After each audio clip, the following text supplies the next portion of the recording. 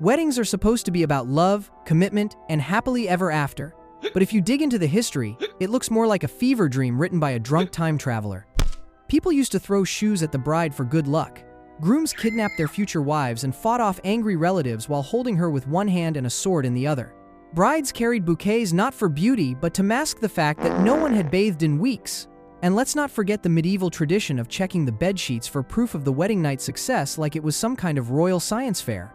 Turns out, behind every elegant ceremony is a long line of totally unhinged traditions we've all just agreed to pretend are normal. Yugger tradition. In one of China's weirder wedding customs, there's this old tradition from the Yugger people where the groom kicks things off by grabbing a bow, loading up some arrows, and firing them directly at his bride. Yeah, shoots arrows at her. That's the ritual. If she dies kind of thing. But before you start melting me in the comments, these arrows don't have heads. New sharp tips, new blood, new investigators needed. They're completely blunted, so the bride just stands there, probably thinking about how much they just spent for this ritual to happen while her future husband takes aim. So, he takes 3 arrows, one at a time, and hawkeyes each one the heck straight at her. Why 3? Don't ask. Maybe it's symbolic, maybe it's dramatic flair, or maybe the guy's just milking his one chance to legally fire projectiles at his wife before the next one gets him charged with domestic violence. After all the arrows are shot and hopefully nobody's run off screaming, he then calmly walks over, picks them back up, and breaks them all in half. Every single one. Done. Snap, snap, snap. Ceremony over. Trauma triggered. Love supposedly locked in forever. Now, the logic behind this whole routine is something. The idea is that by breaking the arrows, the groom is making a very sweet and romantic promise. He's saying, "I'll never need to shoot these arrows again," which loosely translates to, "I'll never break your heart," or, "We're bonded for life now.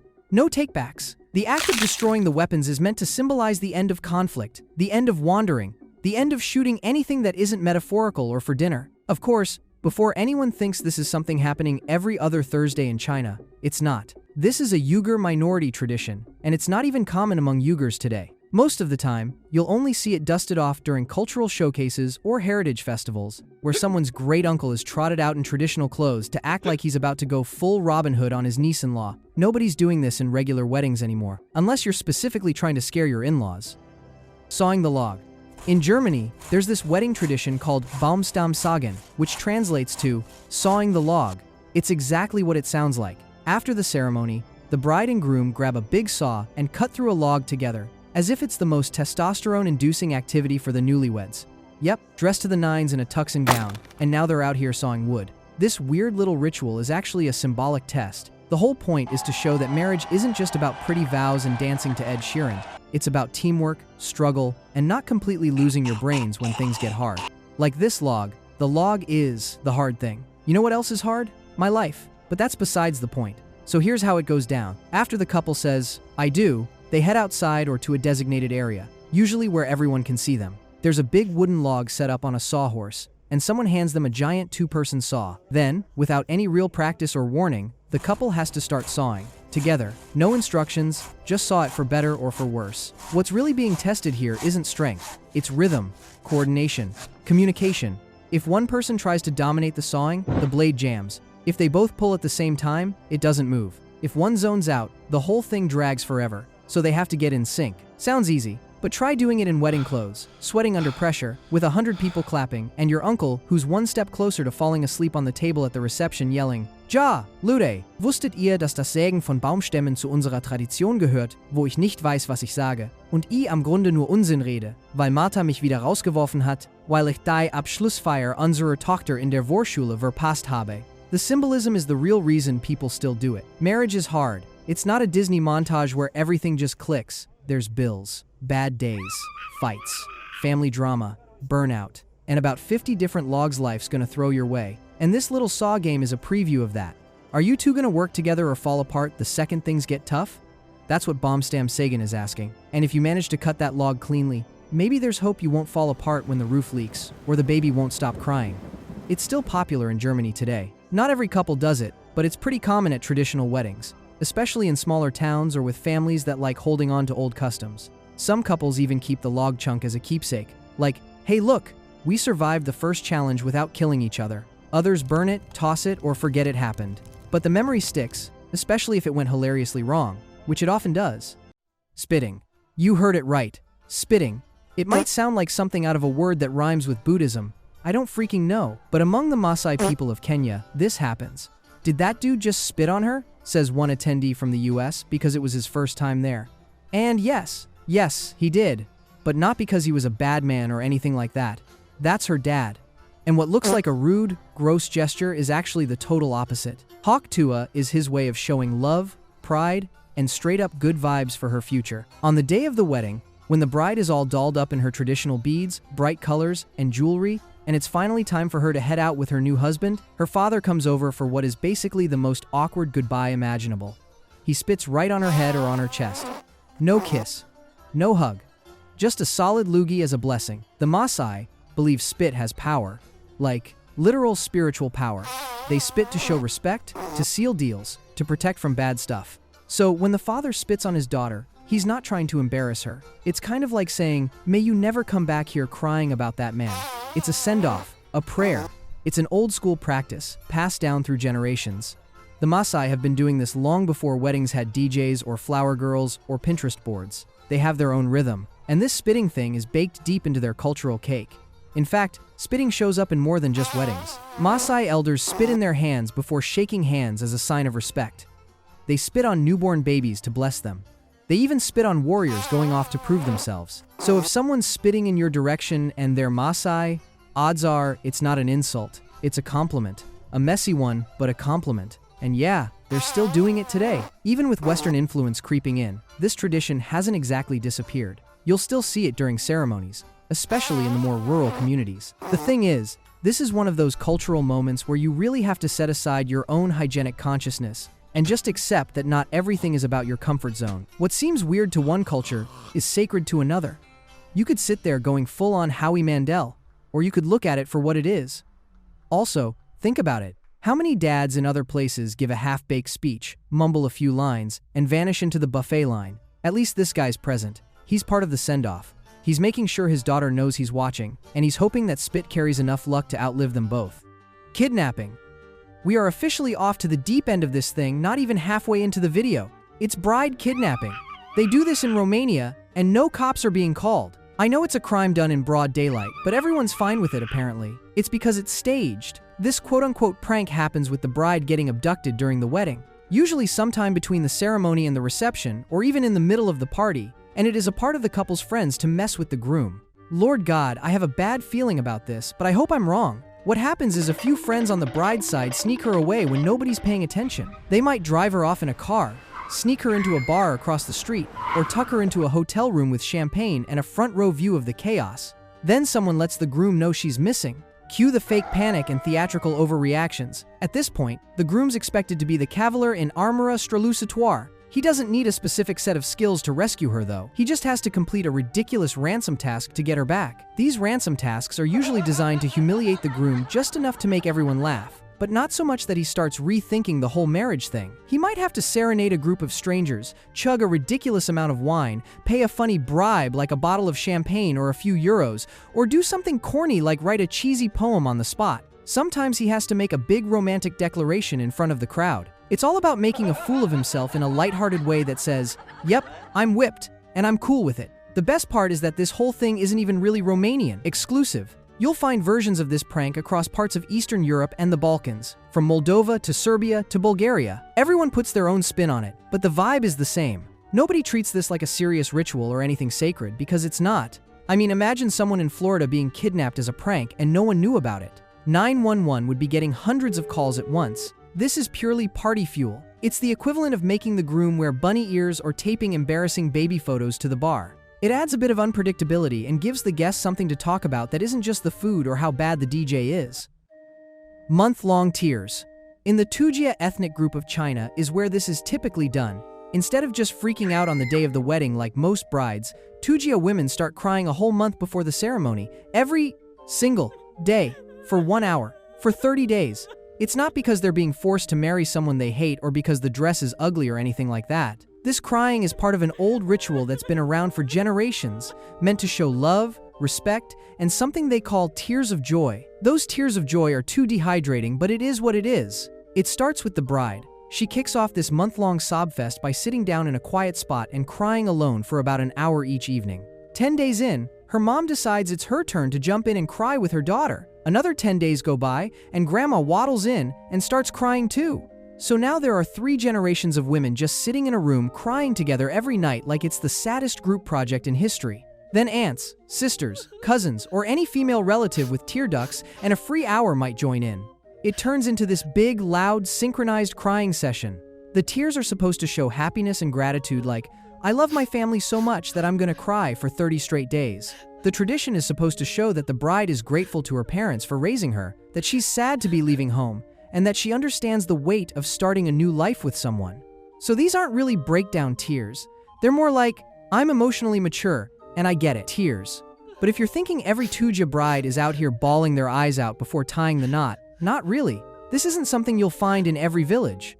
It used to be more widespread, but now it only pops up in a few rural places. Modern life, shockingly, doesn't leave a ton of time for a 30-day crying calendar. Most younger Tujia women live in cities, have jobs, and probably aren't scheduling their evenings around communal weeping with their grandma. So it's kind of fading out, though some families keep it alive to stay connected to their cultural roots. Back in the day, though, if a bride didn't cry, people would think she was either cold-hearted or totally ungrateful. Why is she not crying? Is she that much of an ingrate that she doesn't appreciate everything we did for her? Well, she kinda wasn't given a choice. It's our responsibility as parents to step up on being parents after she was born, so yeah. Nah, that's just rude. By your standards, there was a bit of pressure to perform the whole thing correctly, and even the type of crying mattered. They had songs for it, sort of cry singing, with lyrics that praised the family and mourned the upcoming departure.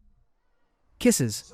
Prepare to have your butts flipping because this one is probably the craziest one yet. In Sweden, weddings give everyone else a chance at both parties, because when one half of the new couple steps out of the room, let's say the groom goes out to take a little leak in the reception's restroom, Jesus Christ on a motorbike, every guy in the hall will have a chance at the bride. They would rush to her, lining up and all that to give her a kiss. Not just any kind of kiss, lip kisses. Like, lip kisses. They were meant to be just playful and silly, but dear God, it's always enthusiastic. Originally, it wasn't meant to be creepy or weird, and I'm having a hard time believing that was the case, especially if one of the attendees happened to be one who had a huge crush on her. He'd Noah the alley out of the bride.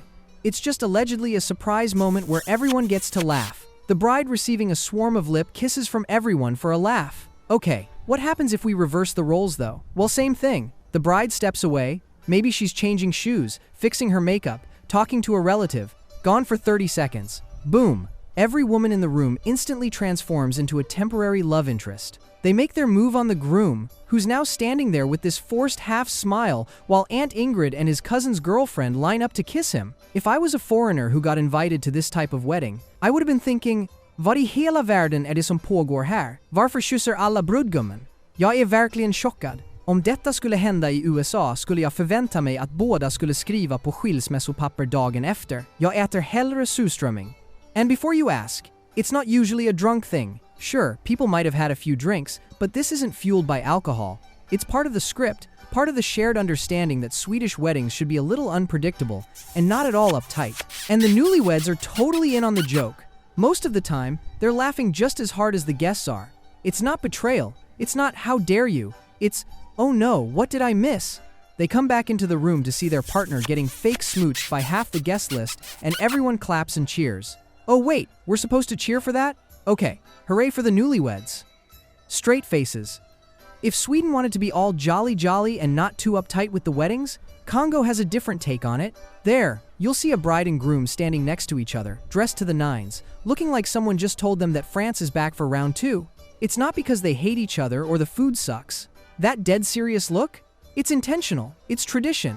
In many parts of Congo, smiling during your wedding is actually frowned upon. Like, culturally frowned upon. You're getting married in Congo, not in Sweden. The expectation is simple. No smiling, no laughing, no ah moments captured on camera. From the walk down the aisle all the way through the reception, the bride and groom are expected to stay solemn, composed, and as joyless looking as possible. Why? Because cracking a smile is seen as disrespectful. It means you're not taking the whole thing seriously. Show too much glee, and people might start whispering that you think marriage is a joke. So instead of beaming with happiness, couples try their best to look like they're headed into a courtroom. In this tradition, joy is internal. External joy? That's for later. Maybe once the guests leave and the cameras are gone. The wedding day is viewed as a deeply important rite of passage, and in Congolese culture, seriousness equals respect. The more serious you look, the more you're showing that you understand the gravity of what you're doing. You're not just signing papers and throwing a party, you're making a lifelong commitment. You're joining families. You're stepping into a role with duties, expectations, and responsibilities. So you better look like it. So imagine a typical wedding photo in Congo. You'll see the bride in full traditional wear or a Western-style white dress, maybe both. The groom is suited up and standing stiff. No one's grinning, no one's doing peace signs, and nobody's yelling cheese. These pictures aren't meant to capture the fun. They're supposed to show dignity. They're supposed to reflect the cultural values of honor and maturity. And if they look like they just found out taxes exist, that's kind of the point. This no smiling rule isn't something everyone follows strictly nowadays. Like anywhere else, traditions evolve. Some couples mix things up, letting loose once the formal ceremony's over. But a lot still stick to it, especially in rural areas or among families who hold tightly to their cultural roots. And even if the newlyweds want to break tradition, they might feel pressure from older family members to keep a straight face. So they grit their teeth and power through the day, waiting until they can finally retreat and laugh like normal humans again. Wedding by proxy. Okay, so the period was the medieval era and Renaissance Europe.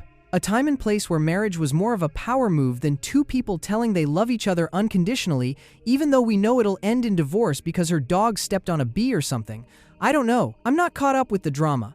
But anyway, in this scenario, the bride and the groom weren't walking down the aisle. Nope, but no worries, wedding's still ongoing and they found a way to legally bind two people that were in different places. It's by proxy, no joke. A random guy could marry a princess as long as he was representing the real dude. And it did count as a legit marriage. The whole idea was built around practicality.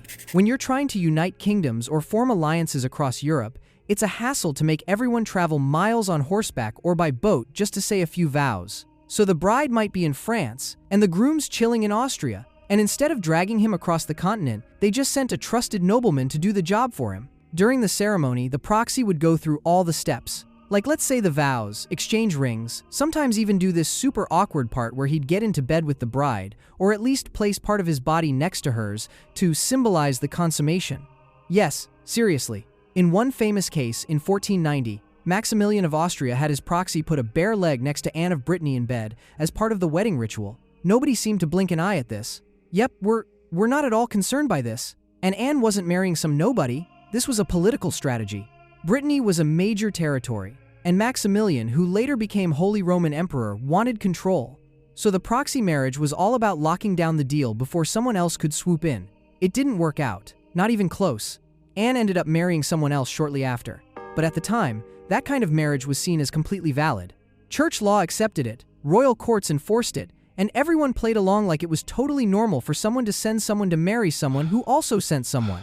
Sometimes the bride and groom didn't meet until months or even years after the wedding. They were considered husband and wife from the moment the vows were spoken by the proxy. And if the marriage was consummated later, that was just a formality. The paperwork was already locked in. In most cases, these marriages weren't about personal relationships anyway. They were about dowries, treaties, inheritance, and avoiding war. This whole thing started to fade out as travel got easier and governments got more involved in regulating marriage. Also, people started caring a little more about, actually meeting the person they were going to spend their lives with. Today, marriage by proxy is mostly obsolete. You might still see it used in very rare cases, like during wartime if a soldier can't leave the front lines, but even then it requires all kinds of legal hoops and special permission. Finally, a normal wedding. You meet the person of your dreams, you date for a reasonable amount of time, say 15 years before getting married. Y'all both introduce each other to each other's families. They love your partner. Less than a year later, you get married, officiated by the judge, and all your families and friends are there. Life is amazing. No weird traditions by today's standards. Just a normal celebration after the ceremony where everyone dances while wasted. You spend the honeymoon in El Salvador like both of you just got deported. After 5 years, you settle down with a loving family. One night, you tucked your kids to bed and your wife is fast asleep. You're reading a book in the living room by the fireplace while your clothes are ready for tomorrow's work as a doctor. Everything is great, life is great, and you couldn't ask for anything more than this. But for some reason, that lamp in front of you sure does look weird. Feels like it's not real. Your curiosity got a hold of you and you touched it because there is no way anything bad is going to happen. Weird looking lamp? Too good to be true life. Then everything turns white. Hello? Hello? Are you finally awake? Yes, you are. Thank goodness. Welcome back to life. You've been gone for 20 minutes. We managed to revive you, but you were in a coma. We managed to keep you alive, but you were asleep for the past 23 years. You missed out on a lot, and there's so much things you have to catch up on. All of that just happened, without anything happening. I guess that's the weird part about being in a video. You get to live the life you probably never would. Or maybe the writer of this script just wanted to hurt you emotionally for some reason while you're watching this, either at lunch or at 3 in the morning. But either way, see y'all in the next one.